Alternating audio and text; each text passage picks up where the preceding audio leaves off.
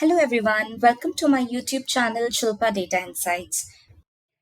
In this video, I am going to discuss about the count method. So you can use the count method in both PySpark and Spark SQL. So we will see both the ways in this particular video. So the first method that we have is the count, in which you can return the number of rows that are present in the data frame. So let's say I have created a data frame called df in which I have two columns. One is age, another is name, and I have three records in it.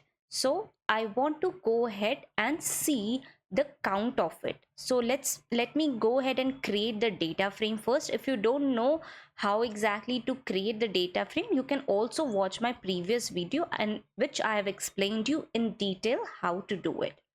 Now let me do a show command and it will give me the result. So the result is something like this: age, name with the three records, right? So I will do a df.count. So if you do a df.count, it will give you the result as 3. So there are total 3 records in this data frame. Now let's say you want to use the Spark SQL. You can create a table or a temp view from this particular data frame, and using that you can write a Spark SQL query. So how you can do it? You can do it using df.create or replace temp view and put your table name here, and using the spark.sql you can select the star from the table. So if you do a select star from table, what it will do is it will give you all the records from this particular table.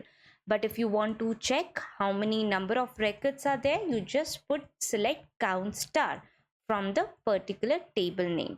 Then it will give you the result how many number of records are there.